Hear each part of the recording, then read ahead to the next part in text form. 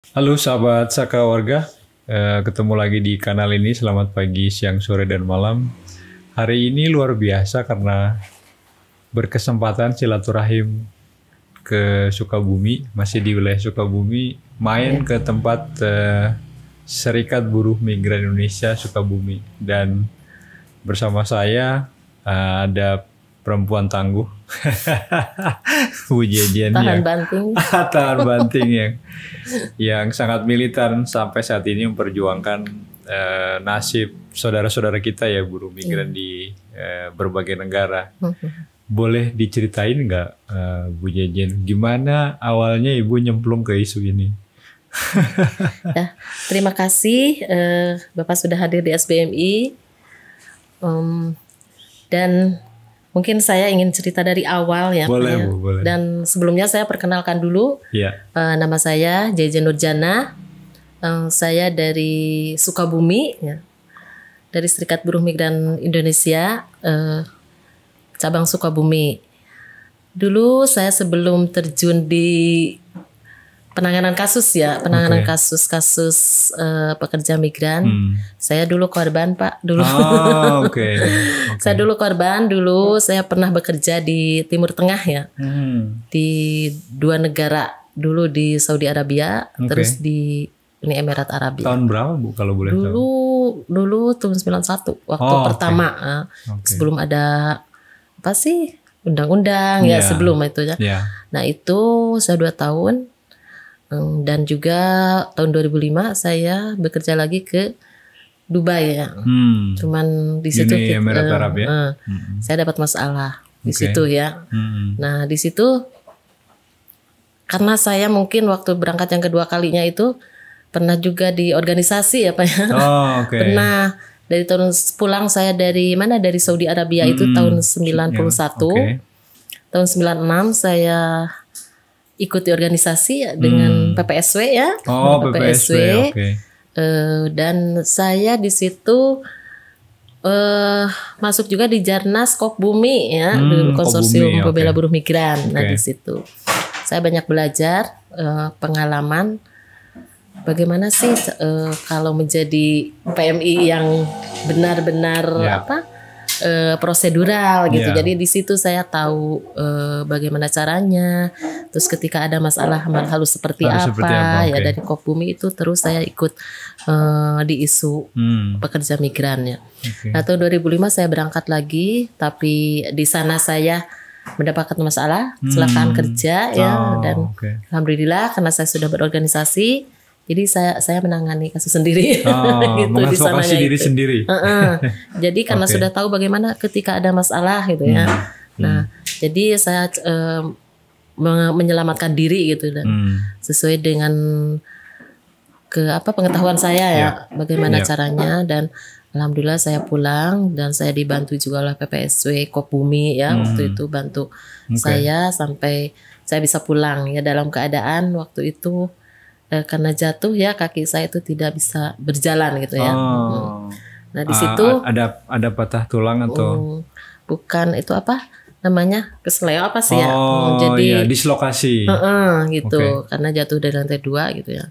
Nah setelah itu saya alhamdulillah karena banyak kawan-kawan ya, terutama perempuan waktu itu, karena saya punya kelompok-kelompok perempuan ya. Setelah pulang ke sini ke Sukabumi itu banyak teman yang menyemangati lah, termasuk dari Kopbumi gitu kan ya. Dari 4 bulan saya tidak bisa mengikuti kegiatan gitu ya di rumah, tetapi banyaklah kelompok-kelompok itu yang ada kegiatan di rumah saya. Nah setelah 4 bulan saya bisa aktif lagi ya. Dan waktu itu juga Kopbumi yang menyemangati saya ya. Saya masih ingat itu Bang Pelik ya sama Pak Tri ya waktu itu yang selalu menyemangati dan memberikan motivasi. Saya sempat juga diundang ke salah satu stasiun TV ya untuk testimoni juga waktu itu dengan Kopbumi itu. Nah itu saya bisa berbagi pengalaman saya. Nah, ketika mau berangkat itu harus bagaimana dan ketika ada permasalahan seperti apa. Di situ dari situ saya sering sama Kopbumi itu dibantu gitu ya untuk hadir di setiap acara-acara forum-forum gitu. Hanya testimoni gitu kan ya, cerita itu. Nah, dari tahun 2007 saya fokus di isu pekerja migran ya, karena waktu itu Kopbumi yang sekarang itu Migran Care dan membentuklah Serikat Buruh Migran Indonesia, SBMI, SBMI. Saya dari tahun 2007 itu menjadi karateker ya waktu itu di Sukabumi. Nah, itu semakin termotivasi lah untuk bagaimana caranya saya bisa membantu gitu kawan-kawan kita ya ketika ada masalah, juga pengorganisasian, pemberdayaan ya, kerjasama dengan pemerintah daerah dan juga pemerintah pusat. Dan alhamdulillah saya juga dilibatkan ya, diakui lah oleh Pemda itu masuk di gugus tugas TPPO, tindak pidana perdagangan orang di Kabupaten Sukabumi yang di waktu itu diinisiasi ya oleh IO mungkin ya, IOM. Itu. Terus juga saya masuk di Pusat Pelayanan Terpadu ya, P2TP2A juga. Masuk juga di situ ketua advokasi ya di jadi bukan hanya pekerja migran yang namanya korban-korban kekerasan gitu, KDRT, khususnya perempuan, anak gitu kan ya. Itu kami bantu. Artinya Ibu kemudian sekarang isunya semakin lebar, tidak hanya fokus di isu buruh migran. Tapi Bu, kalau boleh tahu apa sih yang membuat Ibu termotivasi gitu untuk kemudian terus ya secara sukarela gitu melakukan kampanye, melakukan edukasi, terus juga ikut advokasi kan. Sebelum begitu saya datang tadi kan saya mendengar percakapan bertelepon dan ada tamu ya tadi ada kasus keluarganya ya. Itu kan butuh butuh motivasi yang luar biasa sih kalau menurut saya Bu. Apa sih yang mendorong Ibu sampai? Pertama mungkin ada panggilan hati Pak. Karena memang saya pernah merasakan. Iya. Jangan sampai terulang ke yang lain gitu ya. Jadi ketika saya butuh bantuan itu kan ya, memang itu sangat bagaimana gitu kan ya, perasaan siapa sih yang bisa membantu saya gitu waktu itu kan ya. Harus menghubungi siapa menghubungi siapa dan bagaimana caranya supaya masalah saya itu bisa terselesaikan gitu kan.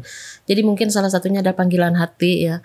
Dan keduanya saya ingin sekali gitu kasus-kasus gitu atau korban-korban itu bisa terselesaikan hak-haknya gitu kan ya. Terus dan keluarganya juga ya, kadang-kadang Pak dalam penanganan kasus keluarga kan tidak paham ya bagaimana caranya.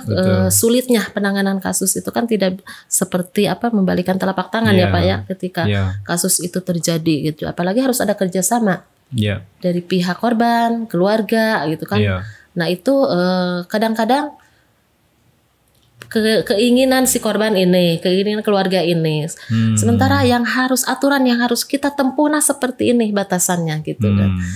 Ya itu sangat sulit untuk menjelaskan ke keluarga gitu. Tetapi untuk memberikan kepercayaan keluarga kepada kami ya SBMI lah, kami sudah melakukan berbagai cara gitu. Nah ini saya hubungkan sampai hubungan dengan negara penempatan. Inilah aturannya seperti ini gitu kan. Jadi memang seperti itu dalam penanganan kasus ya Pak ya. Jadi kami tidak mau dan kami juga bukan Superman ya Pak ya. Betul gitu kan ya. Kasus sekarang besok harus selesai gitu kan ya. Dan ada pemilahan kasus juga ya. Tidak semua kasus gampang dan juga tidak semua kasus bisa diselesaikan secara cepat ya. Ya itulah ada kerjasama antara majikan gitu kan ya. Pemerintah terutama ya, dukungan dari pemerintah. Nah itu. Artinya kalau pemerintah itu dari mulai pemerintah daerah sampai pemerintah pusat dan perwakilan yang di negara penempatan itu. Tapi alhamdulillah saya ini ya di SBMI ini di Sukabumi ini saya sudah tidak ada kendala. Tidak ada kendala dengan pemerintah daerah, provinsi maupun pusat, dan di negara penempatan juga kita komunikasi lancar dengan KBRI gitu kan. Jadi ada apa sih? Itu ada karena memang pengalaman ibu yang sudah cukup lama. Betul, dan juga karena mungkin saya sudah tahu lah prosedurnya seperti ini, terus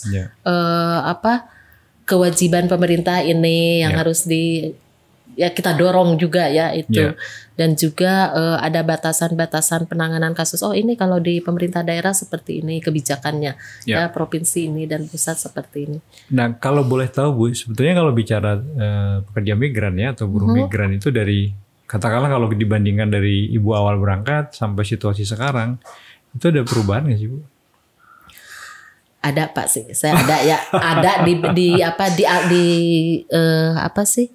aturan ya atau di kebijakan. Dulu kan kebijakan ya. Dulu waktu saya kan tidak ada undang-undang itu kan tahun 2004 ya. Nah, kan waktu saya berangkat itu belum ada ya. Belum ada. Jadi kita tidak punya payung hukum yang sangat kuat ya. Nah, itu. Terus kita waktu itu dengan Kop Bumi ya untuk ada undang-undang, walaupun undang-undang tersebut itu memang belum berpihak lah kepada pekerja migran, tapi masih ada beberapa yang itu dianggap kurang memuaskan lah gitu memuaskan. Dan juga itu undang-undang itu tidak, menurut saya itu, walaupun undang-undang sekarang mungkin mudah-mudahan yang sekarang ininya bisa sampai gitu ke daerah gitu kan, kepala desa tahulah tentang undang-undang. Kadang-kadang kan undang-undangnya ini mereka itu tidak tahu gitu kan undang-undangnya. Jadi edukasinya tentang undang-undang itu memang harus sosialisasi gitu, disosialisasikan. Jadi semua itu pada paham. Nah terus juga gini, ada kasus itu mereka itu tidak berani untuk melaporkan gitu, karena bingung harus kemana. Itu harus kemana. Banyak sih kasus-kasus yang terdahulu itu tidak terselesaikan. Banyak mereka yang pulang misalnya meninggal dunia, hak-haknya itu tidak terpenuhi. Karena tidak ada aturan mungkin ya itu. Selain regulasi apa lagi Bu yang menurut Ibu sudah cukup baik lah ya perkembangannya? Nah kemarin itu ada kacaunya juga dengan moratorium ya Pak ya. Nah karena itu moratorium itu memang dihentikan, tetapi banyak yang berangkat. Nah itu. Artinya yang berangkat itu ilegal kah? Ya atau? Itu, jadi unprocedural ya. Jadi mereka yang bermasalah, yang sulit kita dampingi atau bantu ya, hak-haknya itu tidak terpenuhi karena dengan cara unprocedural gitu. Itu banyak sekali, sehingga kasus-kasus kami hampir 80% kasusnya yang berangkat dengan cara unprocedural. Setelah moratorium tadi. Setelah moratorium itu sangat banyak kasus yang kami tangani gitu. Walaupun unprocedural atau ilegal gitu ya, tapi ya kami tetap bantu Pak. Bagaimanapun juga tetap saudara ya. Gitu ya. Banyak sekali, apalagi tahun kemarin itu 2020 sampai ada 8 lah yang meninggal gitu kan ya. Dengan ada hanya berapa orang lah yang berangkatnya prosedural gitu kan. Nah itu. Yang meninggal itu memang rata-rata kasusnya kekerasan atau ada kasus hukum juga? Kalau ini sih keterangan dari rumah sakit semua sakit. Oh iya, sakit. Tentu jadi saja. Sakit gitu kan ya. Nah itu. Tapi kalau menurut pengamatan Ibu ya, berdasarkan pengalaman yang selama ini Ibu hadapi, biasanya dengan kasus-kasus yang dikategorikan oleh rumah sakit itu meninggal karena sakit, biasanya kecenderungannya apa Bu? Jadi itu kan kita juga tidak bisa memastikan bahwa itu kan kita tidak melihat secara langsung ininya, hanya selembar surat pernyataan gitu kan ya dari rumah sakit gitu. Dan juga kita telusuri misalnya dari sininya ada kronologis gitu ya, kronologisnya dari awal juga, apakah punya cerita penyakit seperti itu gitu kan ya misalnya. Nah itu kayak kemarin juga yang di sananya mengalami depresi ya, kita juga diminta adakah riwayat awalnya sebelum berangkat ya, itu ternyata ada gitu kan ya. Ada ternyata memang sudah ditangani juga oleh Pemda waktu dulu. Tapi karena mungkin ya itulah ya, berangkat unprocedural, akhirnya ada oknum sponsor yang tidak bertanggung jawab gitu kan ya, akhirnya mereka diberangkatkan gitu kan ya. Nah setelah di sana itu ya kambuh lah. Tapi ya kita bantu, alhamdulillah sudah pulang gitu kan. Nah itu juga ya kerjasamanya dengan pemerintah daerah, dari mulai desa, kecamatan gitu ya, kabupaten, dan juga kita ke pusatnya itu dan bantuan kawan-kawan SBMI yang di negara penempatan itu, nah itu perubahannya sangat-sangat besar itu ya pengaruhnya bagi kami dalam advokasi karena ada jaringan SBMI di negara penempatan. Gitu. Jadi mempermudah komunikasi, mempermudah koordinasi ya.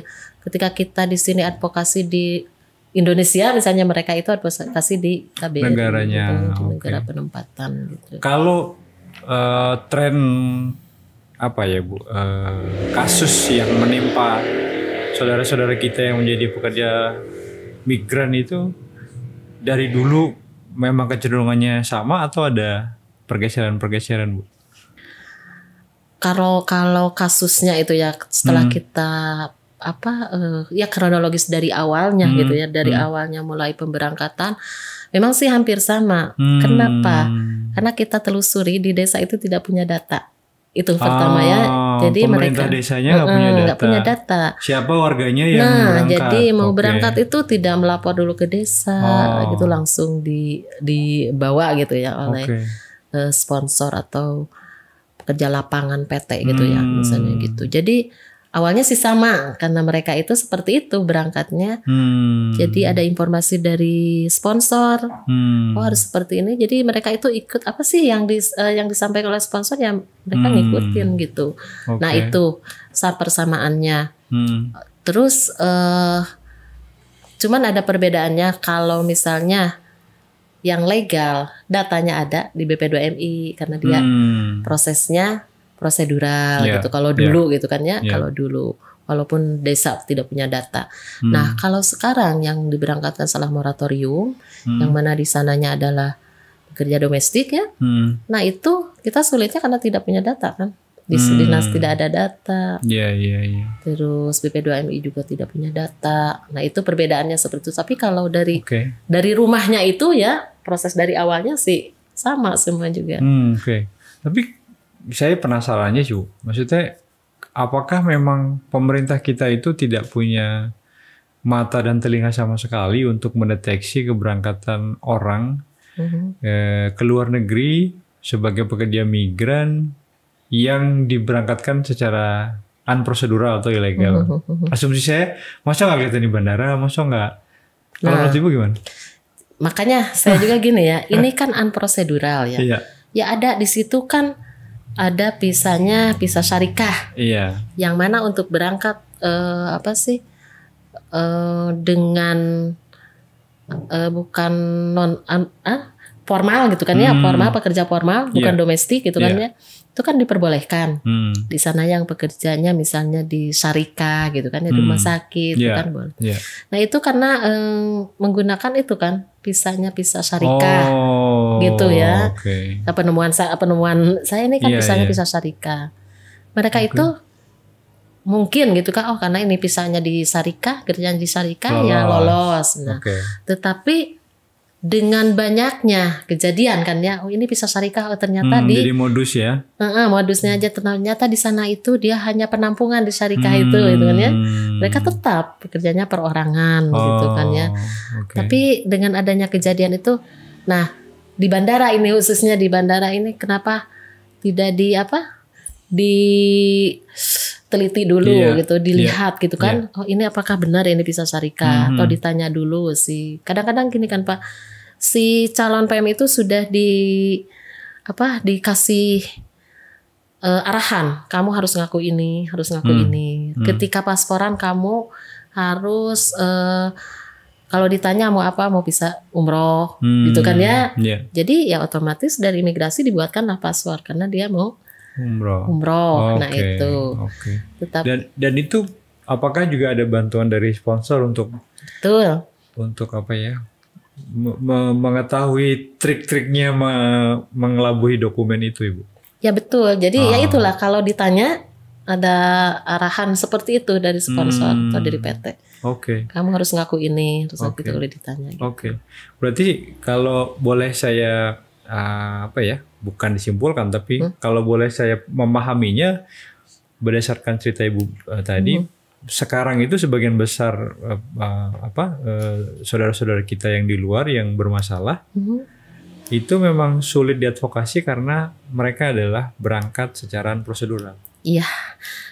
Kan saya juga ya dari KBRI juga itu kan sering ya memberikan masukan kepada saya itu, tolong gitu kan, tolong yang berangkat itu jangan yang unprocedural gitu kan, karena kami juga di sini itu sudah dianggap kan pendatang ilegal ya. Iya.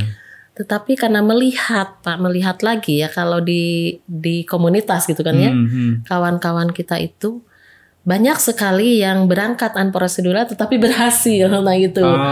Mereka itu lancar gitu kan ya, banyak itu ada yang cerita seperti suksesnya. itu. Iya, jadi makanya orang lain juga tuh teman saya kok berhasil, bisa balik 2 tahun, bisa balik lagi ke sana gitu kan ya, gajinya lancar bahkan besar, tidak gitu ada kan kasus, ya. Tidak ada kasus. Jadi seperti itu.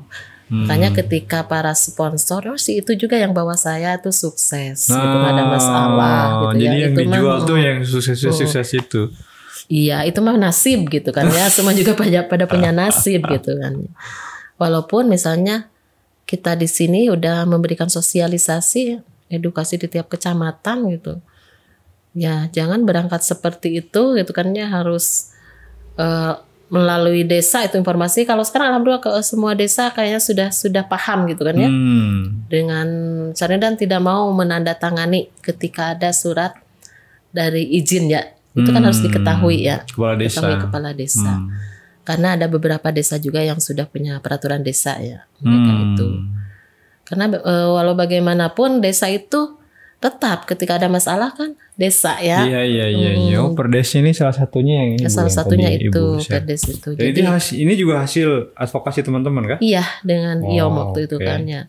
Baru kita ini gugus tugas TPPO kabupaten ya. Yang waktu itu SBMI dengan IOM ya.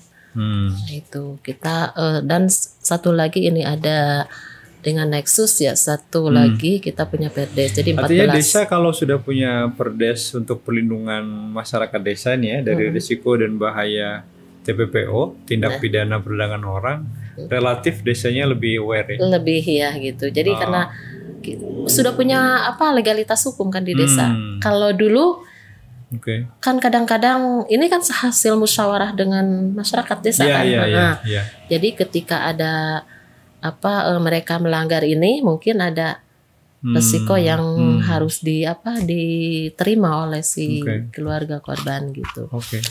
Ya itu. Jadi ada salah satunya itu. Kalau yang belum punya itu kan kita kan tidak punya legalitas hukum untuk melarang mereka gitu. Misalnya kan ketika apa dasar hukumnya, misalnya kan desa itu kan seperti itu akhirnya.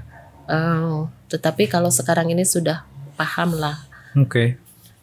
Dan Pemdanya mungkin ya Bapak Bupatinya juga sudah paham ya, bukan paham, sudah respon terhadap kasus-kasus. Kalau di Sukabumi itu kasus gitu kan, misalnya kan ada Facebook Sukabumi gitu kan ya. Di Facebook itu kadang ada WhatsApp grup gitu kan yang ada bupatinya di situ. Kalau ada kasus, ada misalnya korbannya langsung Pak Bapak Bupati saya minta tolong. Responnya lebih cepat ya. Dari Bapak Bupati langsung ke SBMI. Walaupun di Facebooknya langsung ke SBMI di ininya. Gitu. Nah Bu, kalau boleh tahu cerita atau pengalaman yang paling mengesankan selama Ibu berkecimpung di isu ini apa sih Bu? Manisnya apa pahitnya? Boleh dua-duanya. Ya, saya pernah punya pengalaman ya dan penanganan kasus. Ini kadang-kadang saya ini kan resikonya itu sangat, memang yang harus saya hadapi itu sangat berat ya Pak ya. Karena kita berhadapan dengan para pelaku ya, pelaku yang tidak bertanggung jawab itu kan, mereka juga kan punya jaringan gitu kan ya. Ketika kita misalnya memanggil sponsor ya, itu kita kan ingin memediasi misalnya gitu kan ya. Ini berangkatnya seperti apa gitu kan, dari hasil asesmen kita atau identifikasi, inilah sponsornya, inilah PT-nya. Saya pernah didatangi gitu ya sponsor itu dengan segerombolan preman gitu ya Pak ya. Intimidasi gitu ya Ibu ya? Maksudnya mungkin karena dia takut apa gitu kan ya itu. Terus mereka tidak berbuat cuma di luar gitu ya sampai ini. Terus saya ada salah satu perwakilan ya saya jelaskan gitu kan ya. Saya jelaskan. Mereka paham setelah kita jelaskan itu paham. Sebenarnya takutnya bahkan saya nggak usah, saya di sini bukan cari masalah tapi ingin menyelesaikan masalah gitu. Tidak perlu, apalagi saya perempuan loh gitu. Tidak perlu dengan bawa-bawa ini gitu kan ya. Karena di sini saya ingin menyelesaikan masalah dari kedua belah pihak gitu kan ya, itu supaya mereka itu bisa tertangani. Dan ujung tombak yang bawanya ini saya menelusuri gitu kan ya, menelusuri siapa yang bawanya gitu. Hanya yang bisa membantu misalnya pemulangan hanya karena di sana kan tidak menyediakan misalnya pemulangan gratis kan ya. Di KBRI juga mungkin kalau yang unprocedural seperti ini yang bertanggung jawabnya adalah yang memberangkatkannya. Itu saya membayangkan posisinya KBRI juga jadi serba salah ya. Serba salah. Kalau untuk yang unprocedural itu. Jadi seperti di sini itu harus kita lapor polisi dulu. Ada apa sih bukti pelaporan polisi itu kan di sini gitu, untuk persyaratan. Sedangkan kita itu dalam penanganan kasus memang Pak sulitnya itu ya kenapa kasus itu tidak cepat kita respon ya. Kita adukan karena banyak dokumen yang harus dilengkapi. Karena itu syarat administrasinya. Misalnya ketika kita harus ada laporan ke Polres ya kan Polsek tidak bisa ini kan otomatis yang berangkat misalnya unprocedural ini kan kalau dilihat dari tahapan migrasinya udah TPPO ya Pak ya. Jadi ini harus ada laporan. Sedangkan ini laporan unit PPA-nya kan ada di Polres. Jangkauan dari tempat korban dari SBMI ke Polres itu jauh gitu kan ya. Nah itu juga menghambat juga untuk prosesnya untuk cepat kita tangani gitu. Nah itu kendala juga bagi kadang-kadang juga pihak korban itu kan jauh. Jadi kita belum ada ya untuk SBM itu harus penjangkauan ke sana gitu kan. Jauh itu maksudnya lokasi rumahnya. Rumahnya. Sedangkan kalau dari KBRI misalnya ada temuan di KBRI itu kan ya misalnya ada yang dibuang kan, dibuang misalnya. Ternyata ini orang Sukabumi alamatnya ini gitu kan ya.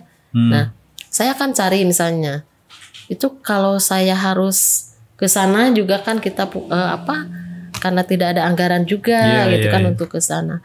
Dan si keluarga juga untuk mengadu ke sini misalnya melaporkan ke sini juga itu berbagai kendala juga gitu. Nah, gugus tugas TPPO itu di level kabupaten tidak support sampai ke sana, Bu. Nah, sekarang alhamdulillah, Pak. Jadi sekarang cerita lama nih ya, cerita lama. Nah, jadi sekarang gugus tugas itu ketika ada kasus saya share di grup kan ya, gugus tugas. Nah, di sini kan semua pihak ada gitu kan ya. Multi stakeholders ya berarti ya. Jadi menyampaikan ke Pak Camat. Jadi bisa langsung cepat ya, Bu ya. Jadi kita nggak nyari alamat, jadi Pak Camat nanti di sana ya dari Puspika Kecamatan. Kadang-kadang ada beberapa, banyak lah sekarang sudah banyak. Kita SBM itu tidak menerima pengaduan dari pihak lain. Keluarga yang didampingi pemerintahan setempat gitu. Jadi sekarang sudah didampingi. Lebih enak ya, koordinasinya jadi lebih tertata ya, Bu. Jadi sekarang ada kasus itu didampingi dari pemerintah desa atau kecamatan gitu. Jadi ada bahkan Pak Camatnya yang datang. Ada juga misalnya jadi polseknya pada ngantar gitu, Pak. Jadi sudah alhamdulillah gitu koordinasi itu sudah cepat. Nah, sekarang gitu. kalau cerita yang menggembirakan apa, Bu? Tadi kan ceritanya agak pahit. Ya. Saya mungkin kalau kasus berhasil ya Pak, lancar. Non teh gimana ya, membuat orang itu bisa tersenyum lah Pak, itu aja. Itu kepuasan tersendiri. Puas.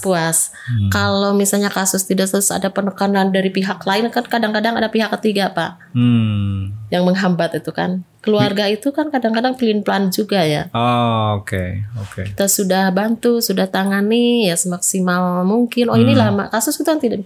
Akhirnya dia ini oleh pihak ketiga, sama saya aja ikut ke pihak ketiga gitu kan.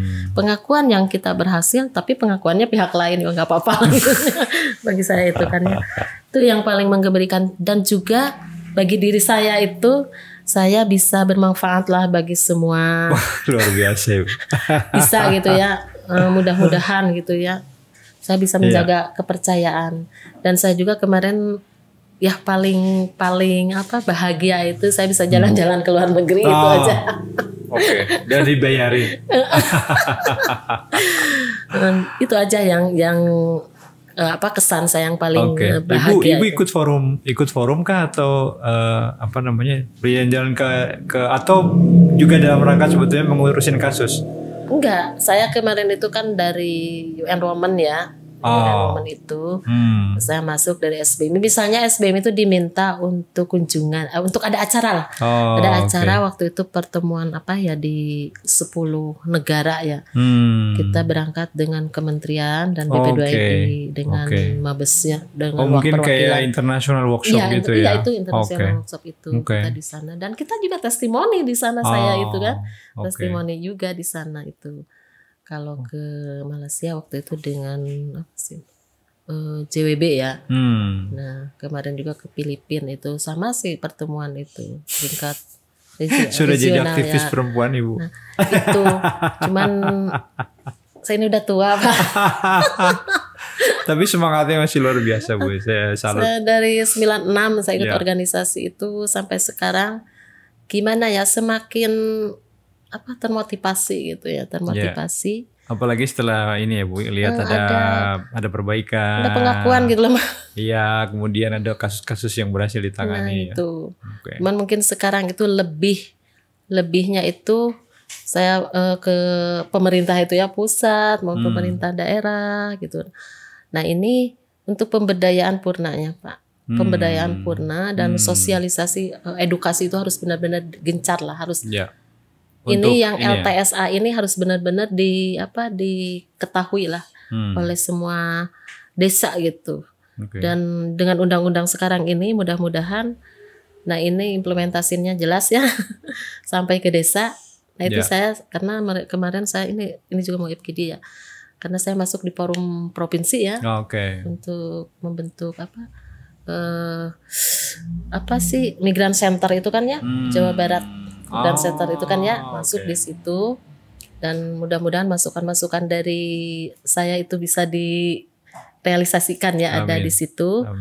Ya salah satunya adalah kewenangan desa itu harus benar-benar disupport lah dari berbagai kalangan, dan juga dengan anggaran gitu kan, anggarannya yang disupport juga di desa. Gitu. Artinya sebagai desa adalah garda terdepan sebagai untuk deteksi dini Bu ya. Betul. Dan langkah pencegahan. Ya itu. Karena itu atau untuk memutus mata rantai ini para sponsor itu. Itulah desa lah, harus pengetahuannya harus benar-benar disupport lah gitu. Ada di edukasinya di situ kan desa. Dan juga tentang anggaran. Anggaran ini misalnya kan kalau ada anggarannya desa juga bisa melakukan. Harus responsif gender lah gitu kan ya. Ada kewenangannya tapi anggarannya enggak ya nggak jalan. Nah itu juga kan seperti LTSA ini mudah-mudahan juga didukung dengan kebutuhannya gitu kan ya, kelengkapannya gitu di LTSA gitu. Iya, saya kira PR Bu Jajan sekarang adalah bagaimana melahirkan kader-kader. Nah itu alhamdulillah ini yang ada di SBB Sukabumi. Saya ingin memberdayakan para purna ya, purna PMI ini juga purna PMI kemarin ini misalnya kan, karena memang tahu mereka itu mengetahui ya. Dan juga memang SBM itu kan benar-benar relawan ya Pak ya. Jadi kami juga sangat mengerti lah kawan-kawan kadang-kadang punya kerjaan di lain ini ya. Ada yang di PAUD, ada yang TK, yang di sekolah gitu kan. Ada yang di desa juga gitu. Jadi kita juga tidak bisa memaksakan ketika ada ada pekerjaan atau misalnya advokasi mau apa saja gitu yang bisa tidak bisa gitu. Cuman mereka juga punya tanggung jawab moral juga mereka itu. Gitu. Alhamdulillah luar biasa. Artinya sebagian besar teman-teman yang di SBM ini memang ini ya niatnya mewakafkan sebagian waktunya untuk. Betul. Jadi ada waktu yang mereka tidak ini, ayo kita kerjakan ini misalnya di sini sampai malam sampai kapan gitu kan ya. Saya juga alhamdulillah punya TK juga ya Pak Ud gitu kan di situ. Saya juga jadi ya di berbagai banyak jabatan nih Pak. Ya, tapi saya terima dengan ini. Tugas. Nah saya masuk juga kan di Simponi ya. Ya ini jaringan yang sama tonton ini ya apa Yusyad Madani ya. Terus kemarin juga di Care ya, besok mau di sini juga itu. Memang ya dari manapun ilmu gitu dan juga masukan dari saya gitu kan ya bisa diadopsi oleh berbagai pihak gitu kan. Intinya bagaimanalah warga Sukabumi itu misalnya atau perempuan dan anak Sukabumi ini bisa tangguh lah Pak. Amin. Luar biasa. Gitu. Ini yang terakhir Bu, harapan Ibu ke depan apa Bu? Atau ada nggak mimpi yang masih mengganggu yang pengen itu direalisasikan? Banyak sebenarnya mimpi itu ya Pak ya. Mimpi tentang keluarga, mimpi tentang organisasi ini ya. Kami sih ingin sekali gitu kan dari undang-undang yang sekarang itu kan sangat bagus ya Pak. Aturannya terus turunannya ini benar-benar lah terrealisasi karena itu intinya kan mensejahterakan keluarga dan pekerja migran itu ya. Di sini misalnya pemberdayaan itu kan bisa ada pelatihan, ada bantuan, tetapi kalau tidak didukung dengan pendampingan yang benar-benar gitu menguatkan, itu mereka berangkat lagi gitu kan ya ke sana gitu kan ya. Karena tidak punya pilihan lain ya. Pilihan lain misal ada pemasarannya yang jelas sih bagaimana gitu. Seperti sekarang kan sudah dibentuk katanya SBMI Mart ya baru di beberapa wilayah. Untuk Sukabumi sangat ingin sekali gitu kan ya. Itu ada ya. Itu ada. Terus yang tadi yang posko informasi ya dan pengaduan gitu kan di tingkat desa ada. SBMI itu ingin ada di tiap desa. Baru satu desa Pak yang ada SBMI-nya gini. Untuk Kabupaten Sukabumi. Iya baru satu desa kemarin. Saya ingin sekali di tiap desa itu ada. Karena itu sangat mudah untuk komunikasi ketika ada masalah cepat tuntas. Karena dengan desanya tahu juga di situ kan ada desa punya data. Desa juga menganggarkan untuk ini kan pemberdayaan itu. Saya ingin ada banyak kader gitu kan, kaderisasi saya gitu ya, yang mana melanjutkan lah perjuangan ini masih panjang Pak, masih panjang ya perjuangan kita ini ya.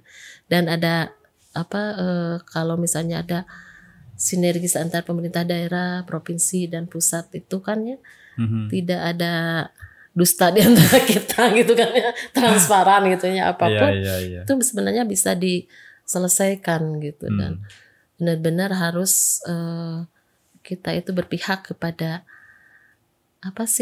orang lemah gitu kan ya, orang lemah gitu. Keberpihakan jangan dibodohi gitu kan. Saya sangat merasakan Pak ketika dulu saya jadi TKW dulu ya. TKW dengan pendidikan yang rendah gitu kan ya. Saya selalu karena pendidikannya rendah gitu kan itu ada intimidasi juga ya ke pekerja migran atau KW dulu ya. Sampai saya itu ikut paket ya. Ikut paket dan ya alhamdulillah gitu karena memang selalu karena pendidikannya rendah mudah dibodohi katanya padahal tidak semua pekerja migran seperti itu. Itu yang merasa saya sakit hati gitu ya waktu dulu itu kenapa ya orang bodoh itu seperti ini gitu kan ya. Kalau saya cerita Pak saya nangis. Benar. Dulu waktu saya ya masih punya masalah gitu kan ya. Punya saya kok sebenarnya saya tidak ingin untuk berangkat ke luar negeri itu menjadi TKW itu kan. Itu adalah mungkin pilihan terakhir saya karena gitu situasi. Dan saya kira saudara-saudara kita juga yang memang berangkat termasuk yang prosedural tadi mungkin situasinya sama yang tidak ada Pak. Kalau menurut saya itu pekerja migran itu adalah orang-orang pejuang-pejuang yang paling kuat ya, paling tangguh kalau menurut saya karena mereka itu termasuk saya sendiri tidak memikirkan diri sendiri Pak. Saya berangkat ingin mensejahterakan anak, menyekolahkan gitu ya. Saya di sana itu bekerja. Saya bekerja mengabdi, turut gitu ya, nurut gitu ya gitu. Saya tidak merugikan siapapun gitu kan ya. cita-cita saya itu ingin semua sejahtera, tidak ada terjadi misalnya kekerasan apa dia di keluarga itu, tidak memikirkan diri saya sendiri, misalnya saya ingin menjadi apa, tidak ada. Termasuk saya sekarang di SBMI, saya tidak pernah di dalam hati saya ingin ditokohkan atau misalnya ada kepentingan diri saya sendiri, tidak ada. Saya mau nyalon anggota DPR atau misalnya saya ini ingin dijadikan apa gitu kan ya, tidak ada. Maksud saya itu dari hati saya ingin bantu. Ya terserah siapa yang menilainya gitu ya. Bagaimana menilai saya gitu kan, atau misalnya pemerintah menilai saya bahwa ini baiklah, saya alhamdulillah gitu, tapi tetap dalam hati saya kira waktu yang sudah membuktikan ya betapa Bu Jejen selama ini kan memang tulus, motivasinya luar biasa dan memang tidak punya interest pribadi gitu kan. Tidak punya, dan saya juga ucapkan terima kasih ya. Saya bisa seperti ini. Saya dulu keluarga ibu yang sangat bodoh gitu. Bener. Menurut penilaian orang-orang yang sekolah formal kan itu. Enggak Pak, bodoh saya kan dibodohi gitu kan dulu ya, dibodohi ceritanya. Dan saya dulu itu kan sampai saya nurut dulu itu kan. Kamu gak usah sekolah, nikah aja, nikah muda gitu kan ya, udah ya. Udah saya itu penurut gitu. Terus saya tidak tahu lah apa sih yang ada di luar sana gitu. Saya tidak tahu. Itu cuma ini di rumah saya aja ya, kata ibu saya, kata suami harus seperti ini gitu kan ya. Nah itu. Jadi setelah saya pertama ikut organisasi ya, itu ya. Oh ternyata dunia saya itu sebagai perempuan ini gitu. Saya tidak temui. Terus saya ucapkan terima kasih juga, saya diberdayakan. Saya dulu boro-boro bisa ketemu orang juga takut Pak.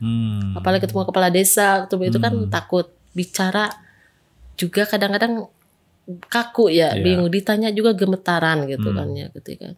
Tetapi memang setelah kita termotivasi, banyak dilatih ya. Dulu sama PPSW awalnya pemberdayaan, dulu kita sama Kopbumi. Sampai saya diikutkan lah di berbagai acara itu, dimotivasi ya, alhamdulillah gitu. Saya sangat bersyukur gitu kepada pendorong penyemangat saya itu yang memang sangat saya rasakan hari ini gitu kan ya, saat ini gitu. Sampai saya alhamdulillah sering memberikan materi ya tentang misalnya undang-undang ya, terus pengalaman saya juga dijadikan salah satu pengalaman. Jangan sampailah dulu berangkat seperti saya dulu. Karena saya merasakan, bukan katanya, saya melihat, saya merasakan dari mulai pemberangkatan sampai saya hari ini. Saya suka cerita Pak. Dan saya alhamdulillah dilibatkan oleh gugus tugas ya DP3 itu setiap ini memberikan materi gitu di tiap kecamatan, dipercaya gitu kan.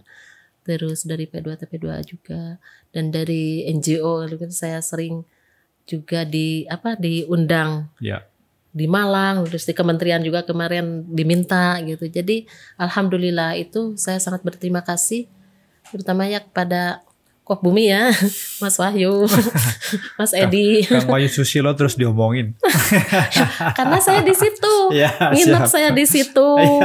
Saya waktu bawa korban ke situ gitu kan ya, saya belajar dari mereka sampai dulu masih ada di saya nggak saya bawa ya mungkin. Ada buku Kopbumi itu menerbitkan buku menangani kasus sendiri. Itu ada buku panduannya. Nah saya panduan itu saya pelajari Pak. Pelajari itu yang diterbitkan Kopbumi tahun berapa ya saya lupa itu. Saya itu terus-terusan saya baca, terus dari pengalaman saya itu dari membaca ya gitu.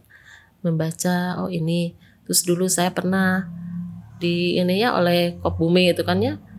Nah itu jadi ya SPPSW Kopbumi lah, the best bagi saya. Kopbumi itu. Ya cuman ya tergantung saya ini udah tua. Ya tapi saya kira semangat lah yang membedakan orang tua dan orang muda. Secara fisik mungkin boleh sudah cukup usia, tapi kalau lihat sepak terjang semangatnya Bu Jejen yang nggak pernah pudar, saya kira Nggak ada bedanya sama yang masih muda. Dan juga Pak, makanya saya ingin sekali gitu yang inilah yang yang muda-muda ini ya. Ya. Kita jangan melihat dari materi ya. Kalau menurut saya materi itu datang sendiri. Gitu ya. Setuju. Jadi yang penting kita barokah ya Pak ya. Ya. Kita jangan melihat, kalau kita melihat ke materi sakit hati Pak. Tapi sudah ada SBM sudah dilihatlah, dilirik oleh Pemda gitu. Saya punya sekretariat ini ya. Ini kan dari Pemda gitu gitu kan ya. Mudah-mudahan ke depannya itu lebih bisa memadai. Tapi sekarang juga alhamdulillah. Saya alhamdulillah ini. Saya syukuri gitu kan. Dulu di rumah ya, sekarang mah kan punya sekretariat gitu. Paling tidak kalau ada tamu mau datang, koordinasi sama teman-teman, ini sudah sangat layak. Luar biasa. Gitu. Walaupun belum bisa lengkap. Ya, ini yang penting orang bisa punya meeting point gitu ya, tempat ketemu. Betul. Ya itu aja Pak. Oke, siap. Terima kasih banyak Bu Jejen, ceritanya luar biasa, sangat inspiratif. Sukses terus ke depan. Amin. Dan mudah-mudahan mimpi-mimpinya bisa terrealisasi Bu. Amin. Terima kasih. Amin Pak. Ya, sama-sama Pak.